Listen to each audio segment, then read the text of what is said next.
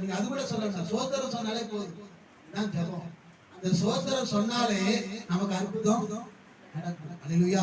அதாவது ஒரு காரியம் சொல்றேன், யோபுடைய வாழ்க்கையில நிறைய அவன் எதிர்பார்க்காத நிறைய விஷயம் நடந்துச்சு. அவன் நல்ல வசதியான ஒரு மனுஷன். அவனுடைய பாத கால்களை எப்படி கழுவான்னா நெய்யினால கழுவான். எப்படி காலை எப்படி கழுவான்? நெய்யினால கழுவான். அவ்வளவு பெரிய பணக்காரன். அப்படிப்பட்ட பணக்காரன் ஒரே நாள்ல எல்லாத்தையும் இழந்துருவான். ஒரே நாள்ல எல்லாத்தையும் இழந்துருவான். அப்படி எல்லாத்தையும் இழந்த பிறகு கூட இருந்த மனைவி சொல்ற ஒரு வார்த்தை என்னன்னா, நீ செத்து போ, நீ உயிரோடு இருந்து ஒரு பிரயோஜனம் நீ கிடையாது, ஆனா நீ செத்து போ. அது சாகுற ஒரு வார்த்தை. நீ கும்பிடுற அந்த தெய்வத்தை என்ன செய்ய? தூசித்து உன் ஜீவனை அவ போடுற கண்டிஷன்னா, நீ ஆராதிக்கிற தேவனை மறுதலை, நீ ஆராதிக்கிற தேவனை தூசித்து சபிச்சுட்டு நீ என்ன செய்ய? ஜீவனை விட்டு என்னால பார்க்க முடியாது அப்படின்னு சொல்லிட்டா. ஆனா அவன் சொன்ன ஒரு வார்த்தை என்னன்னா, வேற ஒண்ணுமே சொல்ல, கர்த்தர் கொடுத்தார், கர்த்தர் எடுத்தார், கர்த்தருடைய நாமத்திற்கு இந்த சோத்திரன் சொன்ன ஒரு வார்த்தைக்கு அவன் என்னெல்லாம் இழந்து போனானோ எல்லாம் வச்சு 2 மடங்காய் வச்சு போட்டான். எத்தனை மடங்கு? 2 மடங்கு. 1000 ஏர்மாடு இருந்துச்சு. அத்தனை மாடு 1000, ஏர்மாடு 1000, இப்ப 2000 மாடு. அவனுக்கு 10 பிள்ளைங்க. அதே 10 பிள்ளைங்க மறுபடியும் அவனுக்கு பிறந்தாங்க. அந்த 10 பிள்ளைங்க 3 பிள்ளைங்க பொம்பளை பிள்ளைங்க. இந்த 3 பொம்பளை பிள்ளைங்களும் அந்த தேசத்துல அந்த பொம்பளை பிள்ளைங்க அவ்வளவு அழகான பிள்ளை. அதை உலக அழகின்னு சொல்லுவோம்ல, அந்த மாதிரி அந்த பிள்ளைங்க உலக அழகி மாதிரி. அந்த 3 பிள்ளைங்க அவ்வளவு அழகா பிறந்தாங்க. அந்த அளவுக்கு யோபு ஆசை காரணது சோத்திரங்கிற வார்த்தைக்கு அவ்வளவு அது இருக்கு. அதனால உட்கார்ந்து அவனை ஜெபம் பண்ணணும் வைக்கிறோம். மனசுக்குள்ளே நம்ம வேலை பார்க்கிற நேரமா இருந்தாலும் சரி, இல்ல வீட்டுல சும்மா இருக்கிற நேரமா இருந்தாலும், ஏதோ ஒரு நேரம், எந்த நேரமும் நம்முடைய இருதயம் மாத்திரம் சோத்திரம் சொல்ல முடியுமா? முடியாது. முடியும். சோத்திரம் சொல்லி இந்த இருதயம் மாத்திரம் சொன்னாலே அதான் ஜெபம். இப்படி நீங்க சொல்லிட்டே இருங்க, உங்க பிரச்சனை தானா எல்லாம் சரியாயிட்டே இருக்கு. உங்க பிரச்சனைக்கு முடிவெல்லாம் தானாவே நடக்கும். நம்ம பிரச்சனை முடிவுக்காக அதுக்காக உட்கார்ந்து பாஸ்டிங் பண்ணணும், அதை பண்ணணும், இதை பண்ணணும் அப்படிங்கிற அவசியமே கிடையாது. நம்முடைய இருதயம் முழுவதும் சோத்திரம் வேலை பார்க்கிற இடத்துலயும் நம்ம சோத்திரம் சொல்லலாம். வெளிப்படையா வாயில வெளிப்படையா சொன்னாதான் மற்றவங்களுக்கு டிஸ்டர்பா இருக்கும். வெளிப்படையா சொன்னாதான் டிஸ்டர்பா இருக்கும். ஆனா வெளிப்படையா சொல்லாம நம்முடைய இருதயம் மாத்திரம் சொன்னா யாருக்குமே டிஸ்டர்ப் கிடையாது. இன்னைக்கு நிறைய பேர் அதிகம் மற்றவங்க டிஸ்டர்ப் பண்றாங்க, நம்ம பண்ணக்கூடாது. வேலை பார்க்கிற இடத்தையும் நம்ம வேலை செய்து கொண்டே சோத்திரம் சொல்லலாம். அதாவது இடைவிடாமல் ஆராதிக்கணுமா? இடைவிடாமல் ஆராதிக்கணும் அர்த்தம். எந்த நேரம் நம்ம உட்கார்ந்துட்டே இருக்க முடியுமா? இப்படியே உட்கார்ந்துதான் சாப்பிட முடியுமா? வேலை பார்த்தா தான் சம்பளம் வரும், சம்பளம் வந்தா தான் சாப்பிட முடியும். அப்ப இடைவிடாமல் சோத்திரம் பண்ணுங்க, இடைவிடாமல் ஜெபம் பண்ணுங்க, இடைவிடாமல் ஆராதிங்க அப்படின்னு வசனம் சொல்லுது. அது என்ன காரணம் என்றால், நம்முடைய இருதயம் எப்பொழுது இருக்கணும்? ஆண்டவரோடு கூட பேசிக்கொண்டே இருக்கணும். இதுதான் இடைவிடாமல் ஆராதிக்கிறதுக்கு அர்த்தம். அல்ல, அப்படி இடைவிடாமல் நாம் அப்படி ஆண்டவர் இடத்துல நம்முடைய இருதயம் சோத்திரம் சொல்லிக்கொண்டு அப்படி பேசிக்கொண்டே எந்த நேரம் இருந்துச்சுன்னா, நம்முடைய வாழ்க்கையில வரக்கூடிய எல்லா தீமைகளும் நன்மையாய் மாறிக்கொண்டே இருக்கு. அது நம்ம அதுக்காக முயற்சி எல்லாம் பண்ண வேண்டாம், அது தானாகவே நடக்கும். யார் வேணாலும் ஆண்டவர் செய்வார். அதனால சோத்திரம் சொல்றதை மாத்திரம் விடக்கூடாது. நல்லா சோத்திரம் சொல்லுங்க, கர்த்தர் நிச்சயமா உங்களை ஆசீர்வதிப்பார். அல்லேலூயா. இன்றைக்கு வாக்குத்தத்தமாக ஒரு வசனத்தை நான் வாசிக்கிறேன், நல்லா கவனிங்க. நல்ல ஒரு வசனம், ஏசாயா தீர்க்கதரிசி புஸ்தகம்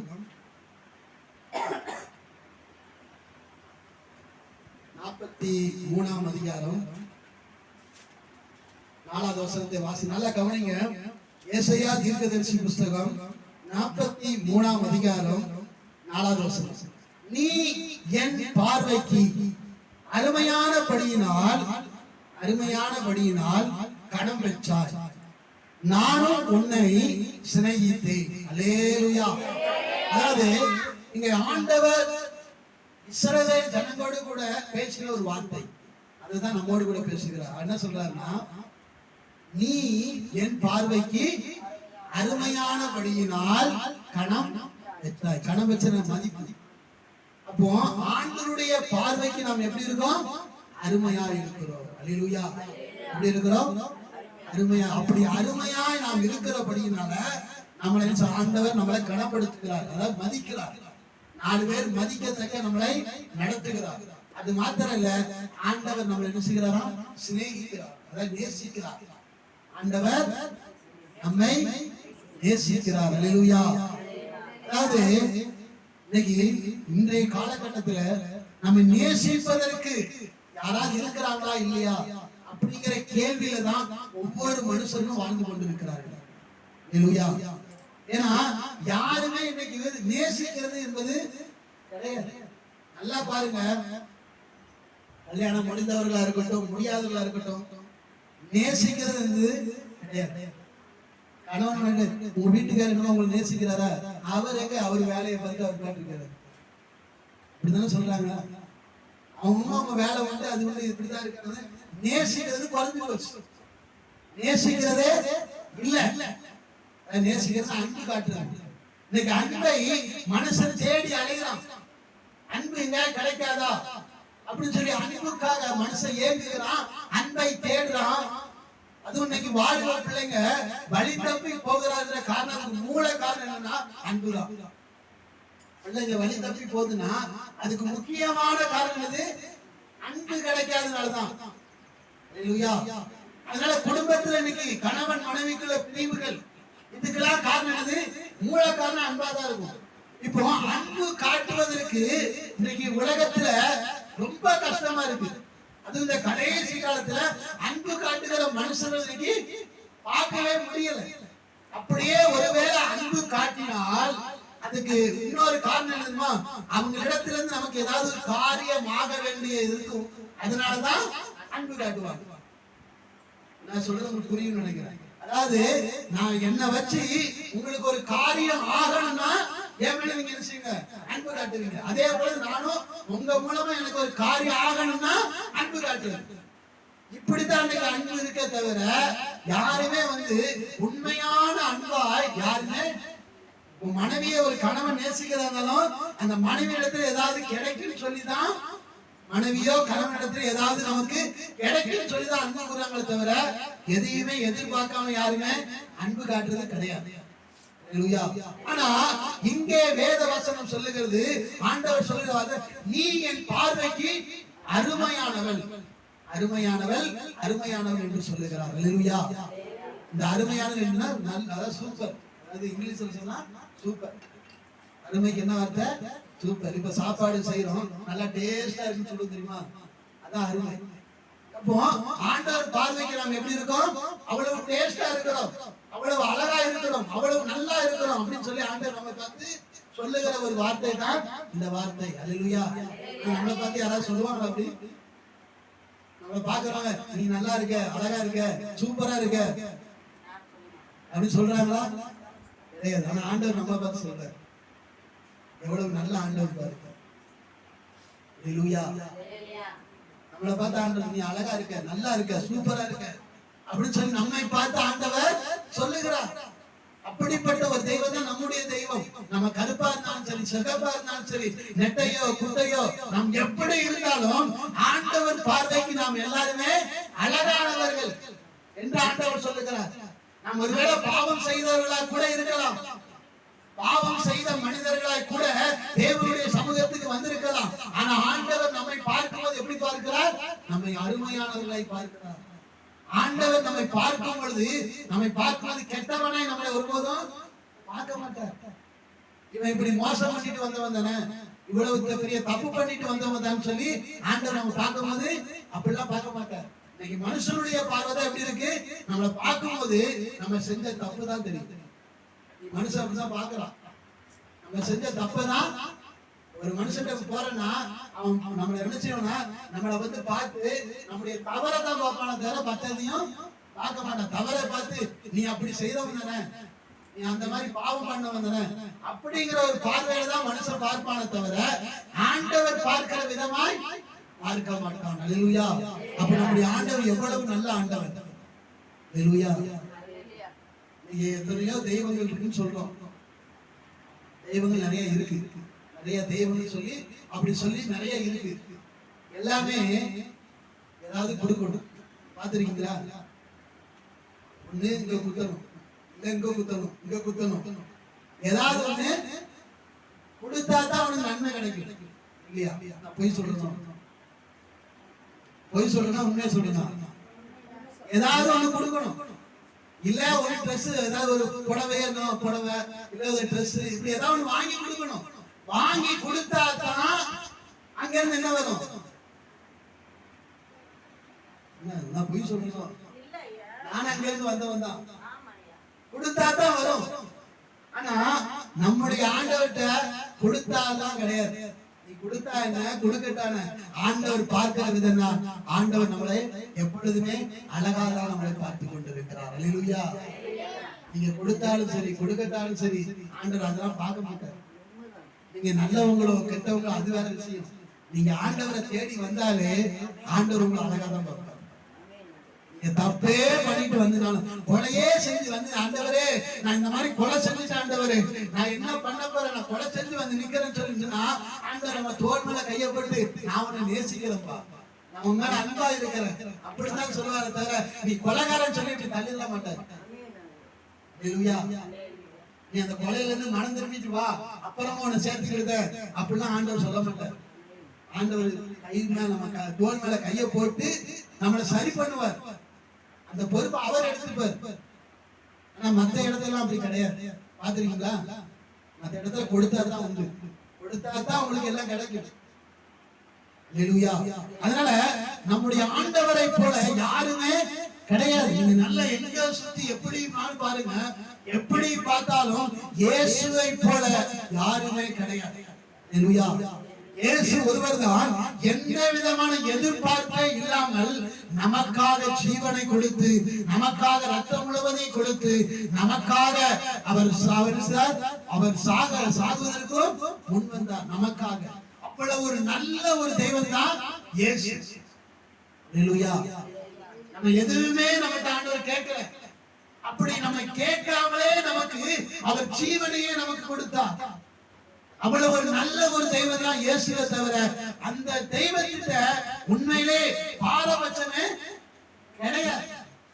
எந்த பாரபட்சமும், ஒருவேளை அவரை ஆராதிக்கிறவர்கள், அவரை தொழுது கொள்ளுகிறவர்கள் பாரபட்சம் பார்ப்பாங்களே தவிர ஆண்டவராய் இயேசு கிறிஸ்து ஏழை பணக்காரன், தாழ்ந்த ஜாதி உயர்ந்த ஜாதி அப்படிங்கிற பார்வை ஆண்டவரத்துல கொஞ்சம் கூட கிடையவே கிடையாது. அல்லேலூயா. அவ்வளவு ஒரு நல்ல தெய்வம் தான் இயேசு.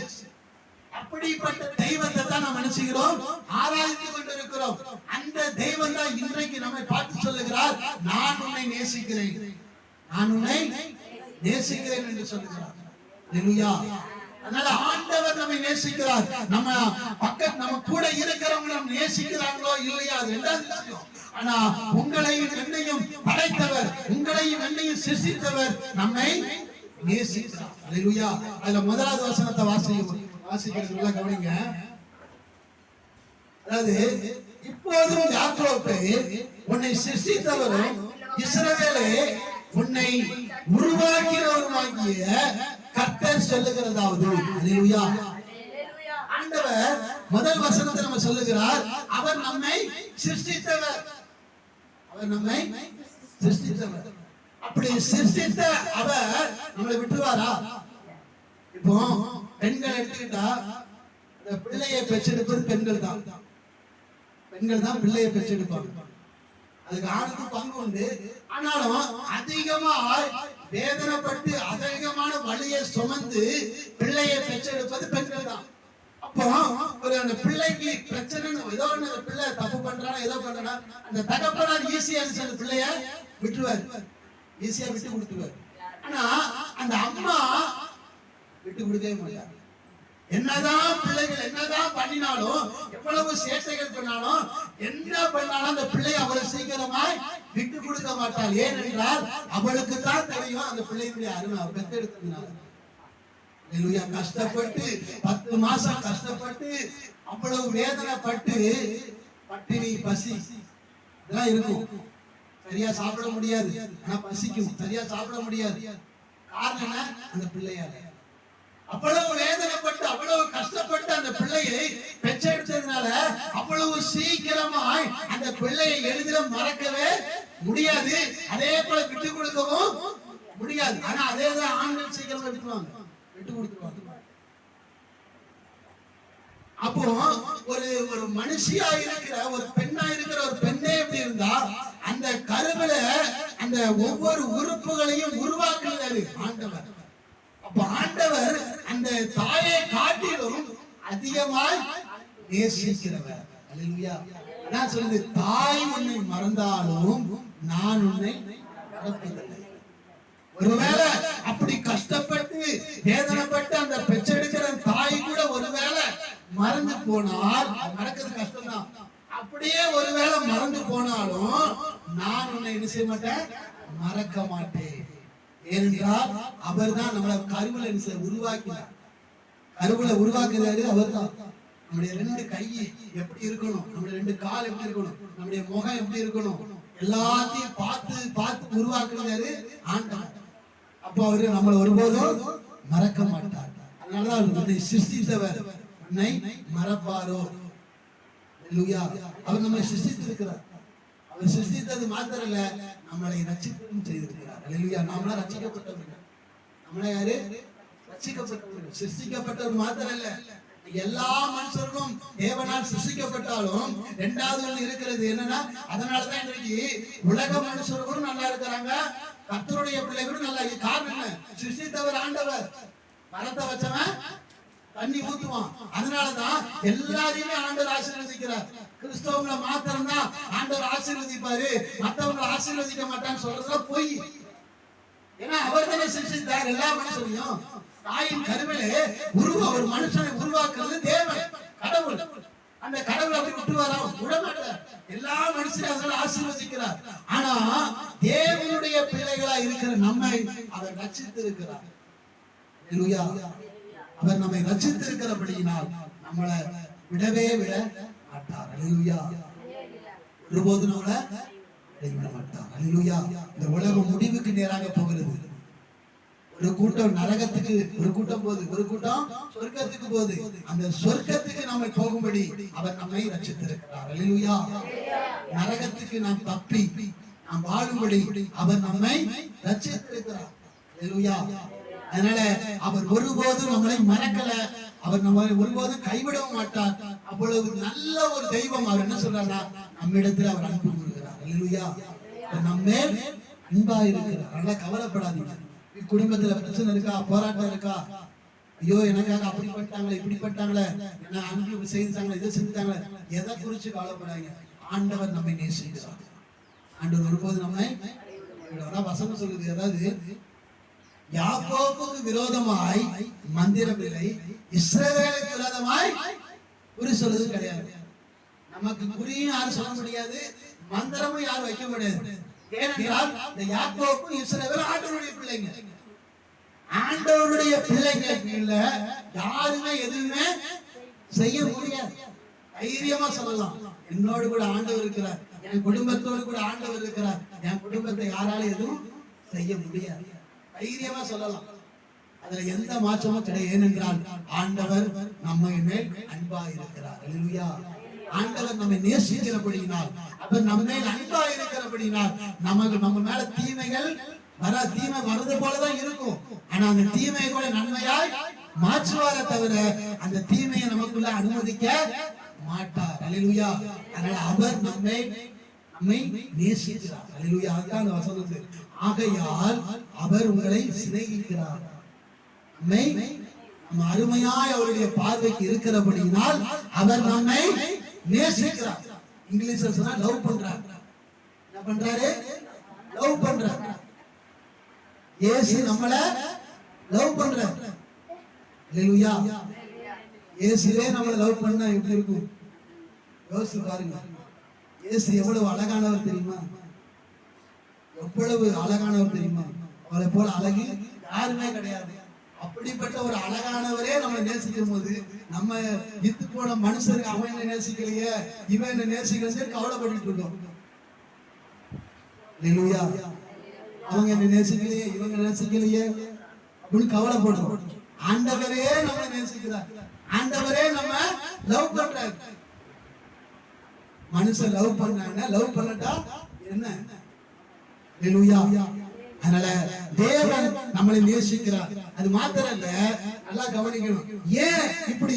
ஆண்டவர் பார்வைக்கு நாம் கணம் பெற்றிருந்தபடியினால், அவர் நாம அருமையா இருக்கிறபடியினால் கணம் பெற்றோம். அது மாத்திரம் இல்ல, அவர் நம்மேல் அன்பா இருக்கிறார் என்று சொல்லப்பட்டிருக்கிறது. என்ன சூழ்நிலை என்று பார்க்கும்போது நல்லா அந்த வசனத்தை மறுபடியும் வாசிக்கிறோம்னா கவனிங்க. 2வது வசனம், நீ தண்ணீர்களை கடக்கும் போது நான் உன்னோடு இருப்பேன், நீ ஆறுகளை கடக்கும் போது அவைகள் உன்மேல் புரளுவதில்லை, நீ அக்கினியில் நடக்கும் போது வேகாதிருப்பாய், அக்கினி ஜீவாலை உன் பேரில் வச்சாச்சு. நீங்க தண்ணியில நடக்கலாம். நம்ம சூழ்நிலை, நம்ம நிலைமை எப்படி இருக்குன்னா, தண்ணியில நடக்கிற நிலைமை. எதுல நடக்கிற நிலைமை? தண்ணீர் நடக்கிற தண்ணீர். அதாவது ஒரு ஆறு ஒண்ணு போது வெள்ளம் வந்துச்சு, அந்த ஆத்துல வெள்ளம் வரலன்னா ஈஸியா ஆற கடந்துடலாம். ஆறுல வெள்ளம் வரலன்னா ஈஸியா அனுப்பிச்சிடலாம். எங்க ஊர்ல ஒரு பெரிய ஆறு, தாமரபரணி ஆறு இருக்கு. நாங்க குளிக்க போவோம் சின்ன பிள்ளைங்கள. நாங்க என்ன செய்ய, இந்த கரையில இருந்து அந்த கரைக்கு நீச்சல் அடிச்சு போவோம். எங்களுக்கு டெய்லி தான் வேலை, டெய்லி தான் வேலை. ஒரு மதியத்துக்கு மேல போய் ஒரு 3 மணிக்கு மேல போனாதான் நல்லா இருக்கும். ஏன்னா வெயில் அதிகமா இருக்காது, ரொம்ப கம்மியா இருக்காது, நல்லா மித நல்லா குளிக்கிறதுக்கும் அழகா இருக்கும். ஆனா அந்த 3 மணிக்கு தான் போறது. போய் நல்லா அடிச்சு ஒரு 1 மணி நேரம் 2 மணி நேரம் இந்த கரைக்கு போறது அந்த கரைக்கு போறது, அப்படி ஓடி போய் விளையாடுறது, இதான் நடக்கும். அது டெய்லி பால் மாறாம போறது, இப்படி பால் மாறாம செய்யுது. அப்போ ஆறுல தண்ணி அடிச்சு ஒரு லிமிட்டா தான் விட்டுருப்பாங்க. அதே போல வெள்ளம் வரும். சில நேரங்கள ஆற்றுல நிறைய தண்ணி மழை பெஞ்சு நிறைய டேம் எல்லாம் நிரம்பி வெள்ளம் வருதுன்னு அறிவு போடுவாங்க. அப்போ அந்த பக்கமே போறது கிடையாது, ஏன்னா ஆத்துல அடிச்சுட்டு போயிடும், அதனால போறது கிடையாது. அப்போ அப்படிப்பட்ட வெள்ளம் போல நம்முடைய வாழ்க்கையில தண்ணீரை, அந்த தண்ணீர் வெள்ளம் போல மாறி அவ்வளவு பிரச்சனைகள் வந்தாலும் ஆண்டவர் என்ன சொல்றாரு? நான் உன்னோடு கூட தான் இருக்கிறேன். ஹல்லேலூயா. அந்த தண்ணியை கண்டு, அந்த வெள்ளமா இருக்கிற தண்ணியை கண்டு பயப்படாத, நான் உன்னை நீ எனக்கு அருமையா இருக்கிற, நான் உன்னை நேசிக்கிறேன், நான் உன்னோடு கூட தான் இருக்கிறேன், நீ என்ன செய்யாத, தண்ணியை கண்டு பயப்படாத அப்படின்னு சொல்றாரு. ஹல்லேலூயா. அதனால தண்ணீரை அந்த கடக்க முடியாத அந்த வெள்ளம் போல தண்ணீர் வந்தாலும் ஆண்டவர் நம்ம கூட இருக்கிறதுனால அந்த தண்ணீர் நம்மள ஒண்ணும் செய்ய முடியாது. ஹல்லேலூயா. 2வது சொல்லுது, என்ன சொல்லுதுன்னா, நீ ஆறுகளை கடக்கும் போது அவைகள் உன்மேல் வருவதில்லை, நீ அக்கினியில் நடக்கும் போது. எதில் நடக்கிறோமா? அக்கினி. முதல்ல தண்ணி, 2வது அக்கினி. ரெண்டுமே மோசமானது. பாத்துறீங்களா? ரெண்டும் மோசமானது. தண்ணி ரொம்ப கஷ்டம். இது எவ்வளவு பெரிய மரமா இருந்தாலும், எங்க ஊர்ல ஒரு சமயம் வெள்ளம் வந்துச்சு, இப்படிதான் பெரிய மரம், பல வருஷமா இருந்த மரங்கள்லாம் அடிச்சு தள்ளிட்டு போச்சு. ஒண்ணும் செய்ய முடியல. இத்தனை வருஷம் நான் இருந்தேனே, என்ன ஒண்ணும் செய்ய முடியாத மரத்தால முடியல. 100 வருஷமா இருந்த மரம் அடிச்சு தள்ளிட்டு வந்துருச்சு, வெள்ளம் அப்படி வந்துருச்சு. அப்போ எத்தனை வருஷம் இருந்தாலும் தண்ணிக்கெல்லாம் தப்ப முடியாது. தண்ணிக்கோ தீக்கோ தப்புறது ரொம்ப கஷ்டம். அப்படிப்பட்ட தண்ணிக்கே தப்பும்படி கர்த்தர் நம்மோடு கூட இருக்கிறார். ஹல்லேலூயா. அதனால கவலைப்படாதீங்க.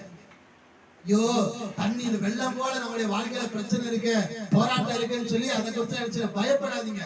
ஆண்டவர் நம்ம கூட இருக்கிறார். கூட இருக்கிற சும்மா இல்ல, அவர் நம்மை நேசிக்கிறார். ஹல்லேலூயா. முதலாவது தண்ணீர்ல இருந்து நம்மளை காப்பாற்றுகிறார். 2வது தீயில இருந்து நேசிக்கிறார், காப்பாற்றுகிறார். தீயில நம்ம நடக்க வேண்டும். தீயிலே நடந்தாலும் அந்த தீ என்ன செய்யாது, நம்மளுக்கு ஒண்ணுமே வேகவே வேகமா. ஹல்லேலூயா. வேகவே தீயில தான் நடக்கிற மாதிரி இருக்கும். நல்லா யோசிச்சு பாருங்க, டெய்லி எவ்வளவு கஷ்டமா இருக்கு, இருக்கா இல்லையா? அப்படியே எரியுது உடம்புலாம். அந்த நேரம் அந்த பிரச்சனை கேட்டோம்னா அப்படியே எரியும், அப்படியே கதை இருக்கும்.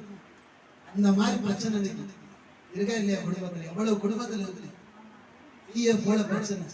அப்படி தீயே வந்தாலும் அந்த தீ நம்மள ஒண்ணும் செய்யாது. ஏனென்றால் இயேசு நம்மை நேசிக்கிறபடியால். ஹல்லேலூயா. அதனால கவலைப்படாதீங்க. அந்த தீ நம்மளுடைய வாழ்க்கையில நாம் தீயில நடக்கிற அந்த அக்னியில் நடக்கும் போதும் நாம் எப்படி இருப்போம்? தேட மாட்டோம். அது மோசே மோசே வாழ்ந்த காலத்துல அவரை ஊழியத்துக்கு ஆண்டவர் அழைக்கிறார். ஊழியத்துக்கு அழைக்கும் பொழுது அம்மலைக்கு வர சொல்றார். மலை, அதாவது ஒரு மலையில அவர் நினைச்சாருன்னா ஆடு மேய்ச்சிட்டு இருக்கிறான். என்ன மேய்ச்சிட்டு இருக்கிறான்? ஆடு மேய்ச்சிட்டு இருக்கிறான். அப்போ அவன் அப்போ ஆண்டவர் அழைக்கும் போது அவன் வயசு 40 வயசு. எத்தனை வயசு? 40 வயசு. அல்லேலூயா. சாரி, 80 வயசு. வயசு 80 வயசு. ஏனென்றால் அவன் அதாவது எகிப்து தேசத்தில் இருக்கும் பொழுது 40 வருஷம் இருந்தான். அப்புறம் அதாவது எகிப்து தேசத்தை விட்டு இயேசு கிறிஸ்து அழைப்பதற்கு முன்னாடி வரைக்கும் 40 வருஷம் அதாவது திருமணம் பண்ணி குடும்பத்தோடு கூட இருந்தான். அப்போ 80 வயசு ஆயிடுச்சு. 80 வயசு ஆகும் பொழுது ஆடு வைத்து கொண்டிருக்கிறான். அப்படி ஆடு வைத்து கொண்டிருக்கும் திடீர்னு ஒரு முட்செடி, முள்ளு மரம் பார்த்திருக்கீங்களா? முள்ளு மரம் பார்த்திருக்கீங்களா? இந்த முள்ளு மரம் எரியுது, பயங்கரமா எரியுது. அப்படி எரிஞ்ச உடனே திடீர்னு பார்க்கலாம் எரியுது. மரம் நல்லா எரியுது, ஆனா மரம் பச்சையா இருக்கு. மரம் ஒரு பக்கம் எரியுது, அந்த தீயெல்லாம் வருது. ஆனா அந்த தீயில அந்த செடி என்ன செய்யல, அந்த முட்செடி ஒண்ணுமே ஆகல. அது அப்படியே தான் இருக்கு, நார்மலா இருக்கு. எப்படி இருக்கு? அல்லேலூயா. அந்த முட்செடி எரியுது, ஆனா எரிந்தாலும் அந்த முட்செடி வேகவே வேகல. அதே போலதான் நமக்கு தீய போல என்ன பிரச்சனை வந்தாலும் சரி, எவ்வளவு பிரச்சனை வந்தாலும் சரி, அந்த தீயால நம்மள ஒண்ணும் செய்ய முடியாது. அல்லேலூயா. ஒண்ணும் செய்ய முடியாது. அதான் தேவன் நமக்கு கொடுக்கிற வாக்குத்தத்தம். இதெல்லாம் வாக்குத்தத்தம். நமக்கு தண்ணி வெள்ளம் போல பிரச்சனை வந்தாலும் சரி, தீய போல பிரச்சனை வந்தாலும் சரி, அது நம்மள ஒண்ணுமே செய்ய முடியாது. அல்லேலூயா. அதாவது பிசாசை குறித்து ஒரு காரணம் சொல்லணும், காரியம் சொல்றேன். பிசாசு பிடித்தவர்கள் சொல்லுவாங்க தெரியுமா? இவங்களுக்கு தீய விரும்பு பிசாசு. அதாவது பிசாசு பிடித்திருந்தவன் அடிக்கடி என்ன தன்னை தானே காயப்படுத்துவான். தன்னை தானே காயப்படுத்துவாங்க. சிலவங்க தன்னை தானே அடிச்சுப்பாங்க, பாத்திருக்கீங்களா? ஒரு சின்ன ஒரு கோவம் அவங்களே அடிச்சுப்பாங்க. அதெல்லாம் பண்ணவே கூடாது. அப்படிலாம் பண்ணாதீங்க. தயவு செய்து அப்படி பண்ணுகிறா இருந்தா மாத்திக்கோங்க. தன்னை தானே அடித்துக் கொள்கிற பழக்கம் தலைமுறை மார்பிள் அடிப்பாங்க. ஐயோயோ எனக்கு இப்படி ஆகி போச்சே அப்படின்னு சொல்லி மார்பிளை போட்டு அடிப்பாங்க. அப்படிலாம் அடிக்க கூடாது. தன்னை தானே காயப்படுத்துகிற எந்த காரியமும் இருக்கக்கூடாது. அல்லேலூயா. ஏனென்றால் இந்த சரீரம் தேவனுடைய சரீரம். தன்னை தானே அடிக்க கூடாது. அதே போல இந்த சரீரத்துல காயப்படுத்த கூடாது. அதனாலதான் கிறிஸ்தவங்க சொல்லுவாங்க, அதாவது கணவன் மனைவியா இருக்கிறவங்க புருஷன் மனைவி அடிக்க கூடாது, மனைவிய கணவன் அடிக்க கூடாது. ஏனென்றால் அது காயப்படுத்துறது, அது பிசாசுடைய வேலை. ஒரு மனுஷனுக்குள்ள பிசாசு இருந்துச்சுன்னா அவன் கண்டிப்பா மனைவி என்ன செய்வான்? பிசாசு ஒரு மனுஷனுக்குள்ள இருந்ததுன்னா, நல்லா கவனிங்க, ஒரு பிசாசு ஒரு ஆணுக்குள்ள இருக்குன்னா கண்டிப்பா மனைவி அடிப்பான். அதே போல ஒரு பெண்ணுக்குள்ள இருந்துச்சுன்னா அந்த பெண் நினைச்சுவா அந்த புருஷனை அடிப்பான். இது என்னது? பிசாசு. அவங்க அடிக்கல, அவங்களுக்குள்ள இருக்கிற பிசாசு. அல்லேலூயா. பிசாசு அடிக்கடி என்ன செய்யும்? தன்னை தானே காயப்படுத்திக்கணும். அதுவே சில பிள்ளைங்க அழும்போது தன்னை தானே அடிச்சுட்டு அழுவாங்க. அப்படிலாம் அழக்கூடாது. தயவு செய்து அப்படிலாம் பண்ணாதீங்க. இதெல்லாம் பிசாசு செய்கிற வேலை. இந்த வேலையை நீங்க செய்யாதீங்க. அதனால கணவன் பிள்ளை மனைவி அடிக்க கூடாது, மனைவி கணவனை அடிக்க கூடாது. இது தப்பு. இது வேதத்தின்படி நிச்சயமாகவே தப்பு தான்.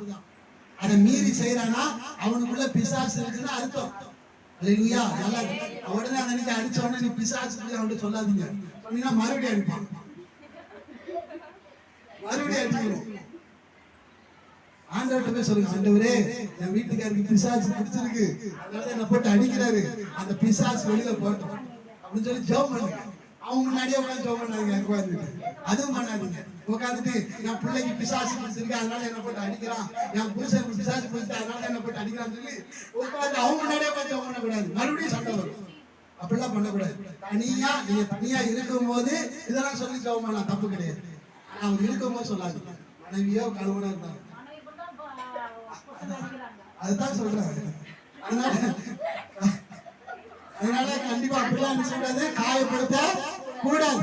அவங்க உண்மையான கிறிஸ்தவ நல்லா தெரிஞ்சுக்கோங்க. அப்படி மனைவியை போட்டு ஒரு அடிக்கிறான், கணவனை போட்டு ஒரு மனைவி அடிக்கிறானா உண்மையான கிறிஸ்தவர்கள் கிடையாது. வேதத்தின்படி அவங்க வேதத்துக்கு புறம்பானவர்கள். அல்லேலூயா. அதே போல தன்னை தானே காயப்படுத்துகிற எந்த காரியமும் இருக்கக்கூடாது. ஒருவேளை இந்த பச்சை குத்துறது, அந்த குத்துறது, இதை குத்துறது, நீங்க நிறைய டாட்டாவா டோட்டாவா இந்த மாதிரி இருக்கு. அதெல்லாம் இதெல்லாம் தன்னை தானே காயப்படுத்துறது. இதெல்லாம் படுத்தவே கூடாது. இது பிசாசு பிடிச்சவங்க தான் செய்யறது. இது ஆனா கிறிஸ்தவங்க இன்னைக்கு என்ன செய்வாங்க? இது இன்னைக்கு இன்றைய காலத்துல நாகரிகம் ஆயிட்டு பாலிவாப்பிள்ளைங்க நாகரிகமா இருக்கு. இதெல்லாம் தப்பு கிடையாதுன்னு சொல்லுவாங்க. ஆனா வசனம் தெளிவாக சொல்லுகிறது, பிசாசு குடித்திருந்தவன் தன்னை தானே காயப்படுத்தி கொண்டான். வசனம் மத்திய எழுதுல இருக்கு.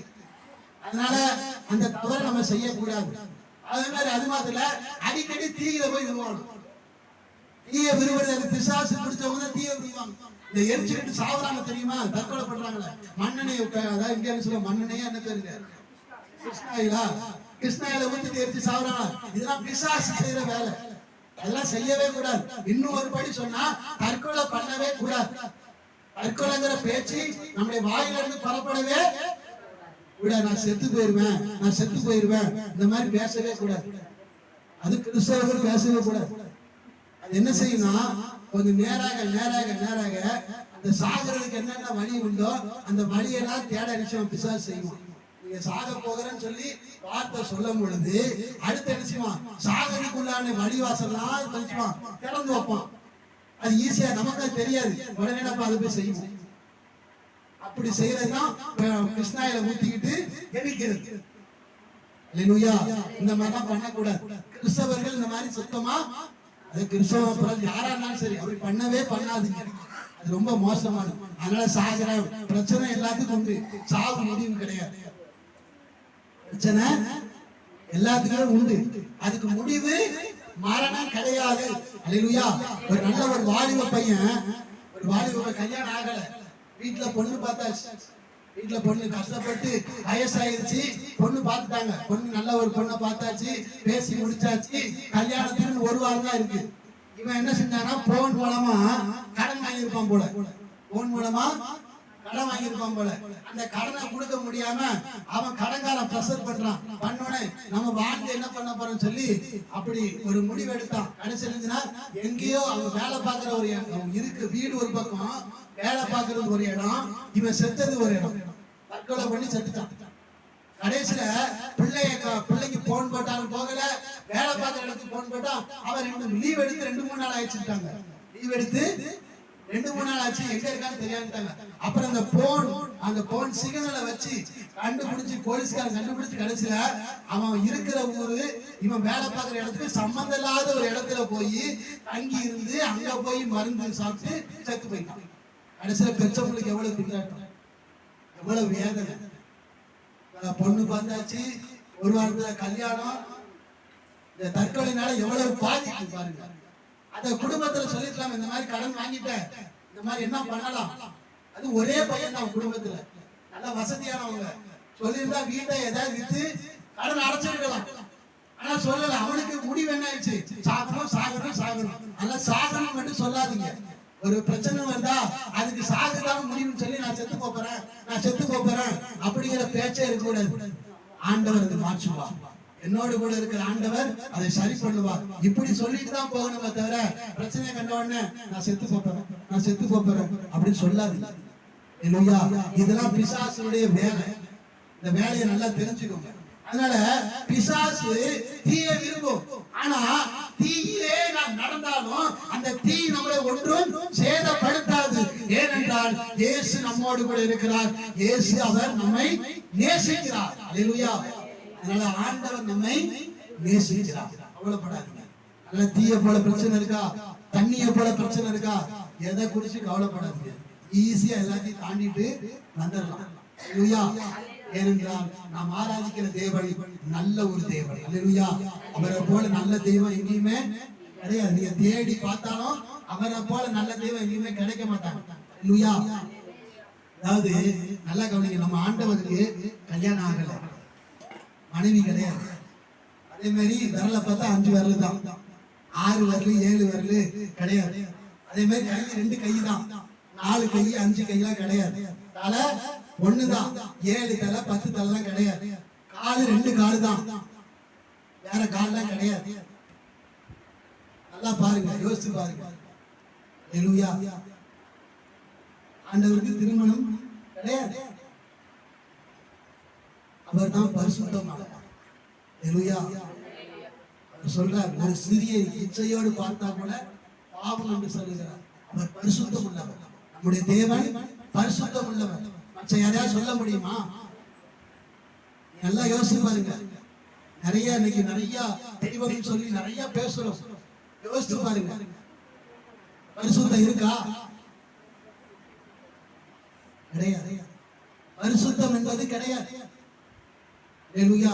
நீங்க சரீர அளவுக்கு சரீர வளர்ச்சியை பார்த்தா கூட அந்த வளர்ச்சியும் கிடையாது. 4 கையை விரும்புவோமா நம்ம? உங்க வீட்டுல 4 கையோட ஒரு பிள்ளை இருந்தா விரும்புவீங்களா? விரும்ப மாட்டோம்.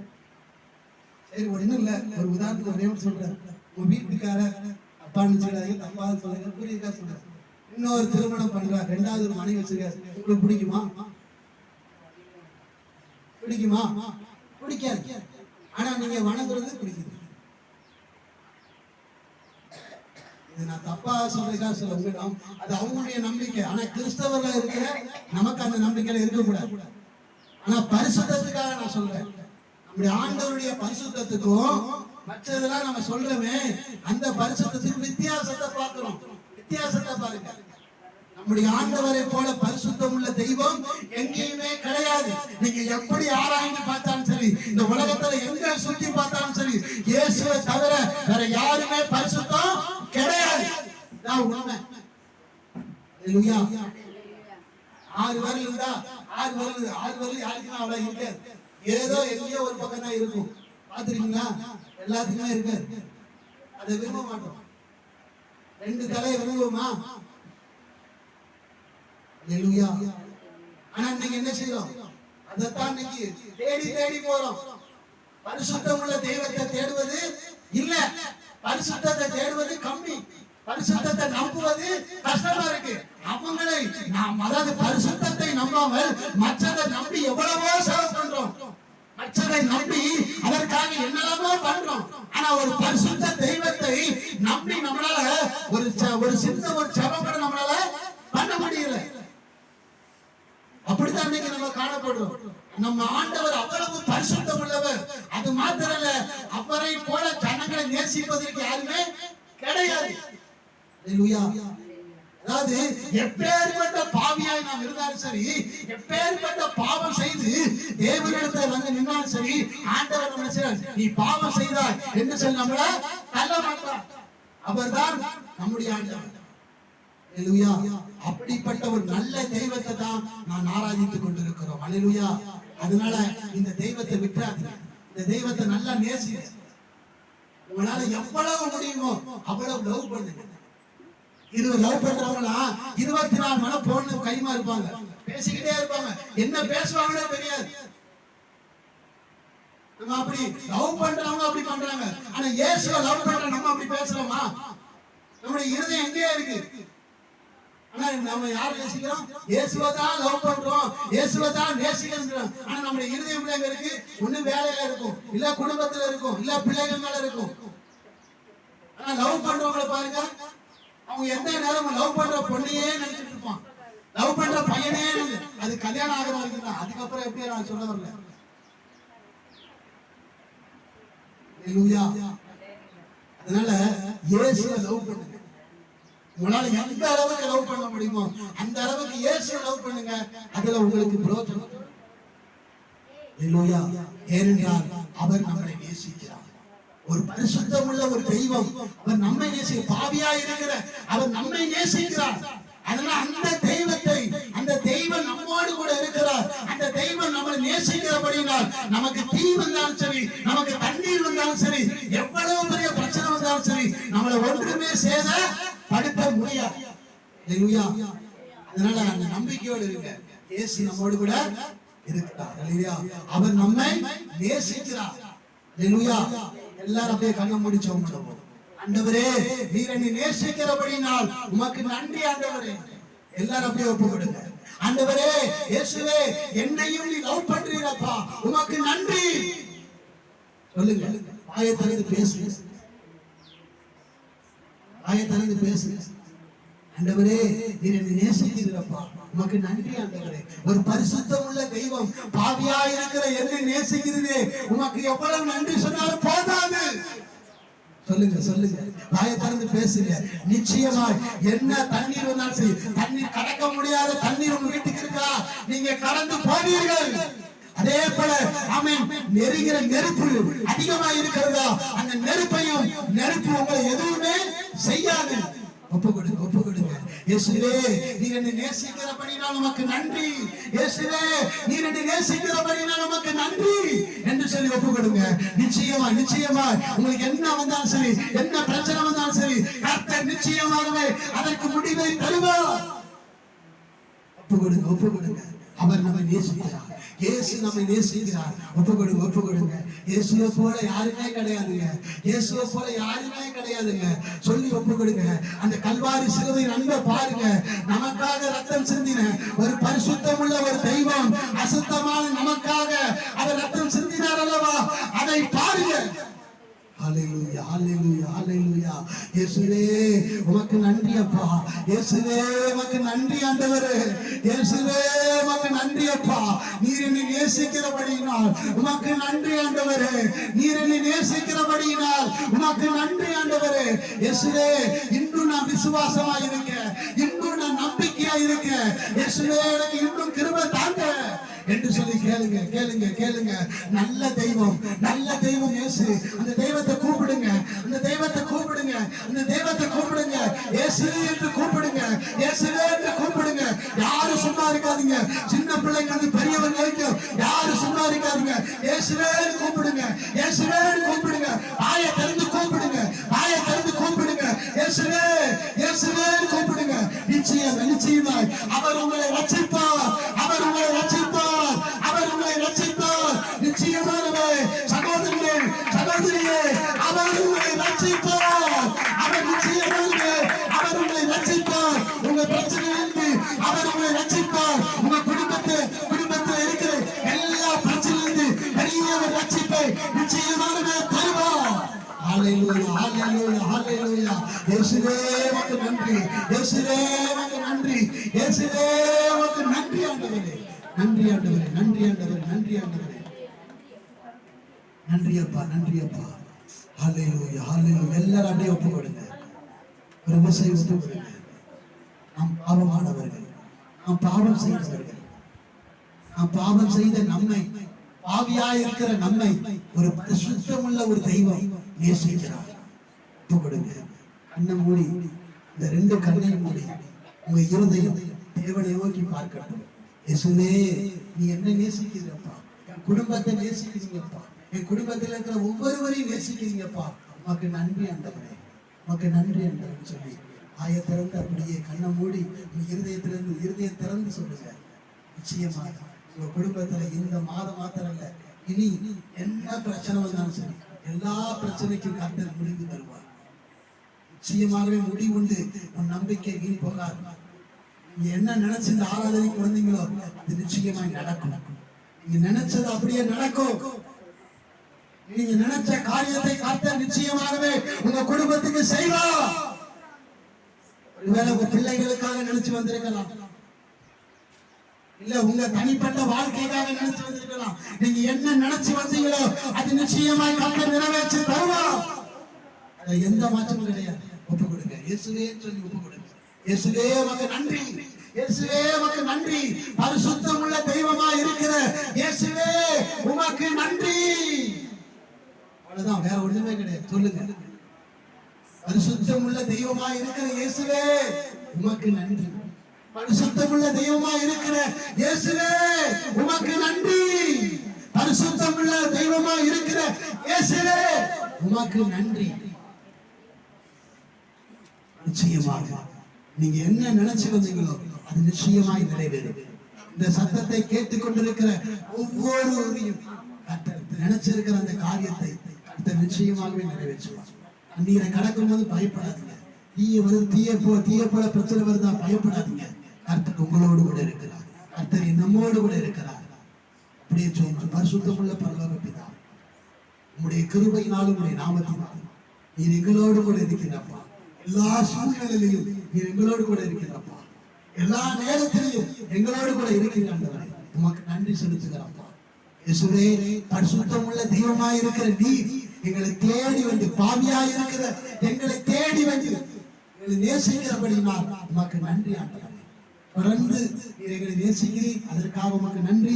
தொடர்ந்து எங்களை நடத்தும், தொடர்ந்து எங்களை பரிசுத்தமாய் மாற்றி நாங்கள் இன்னும் எந்தெந்த காரியத்திலே பரிசுத்தம் இல்லாமல் இருக்கிறோமோ அப்பா, அந்த காரியத்தில் எங்களை பரிசுத்தப்படுத்தும். நாங்கள் பரிசுத்தமாய் ஜீவிக்க, நீதியாய் வாழ, உண்மையாய் வாழ, நேர்மையாய் வாழ அப்பா, உண்மையை மாத்திரமே பேச இன்னும் அதிகமாய் இருக்கிற நீரே எங்களை நடத்தும். வந்திருக்கிற ஒவ்வொரு பிள்ளைகளையும் பேர் பேராக தனித்தனியாக உங்களுடைய கருத்தில் ஒப்புக் கொடுக்கிறோம். விசேஷமாக சாதனா உங்களுடைய கருத்தில் ஒப்புக் கொடுக்கிறோம் ஆண்டவரே. அந்த மகனுடைய கால் பகுதியை உங்களுடைய கருத்தில் ஒப்புக் கொடுக்கிறோம் ஆண்டவரே.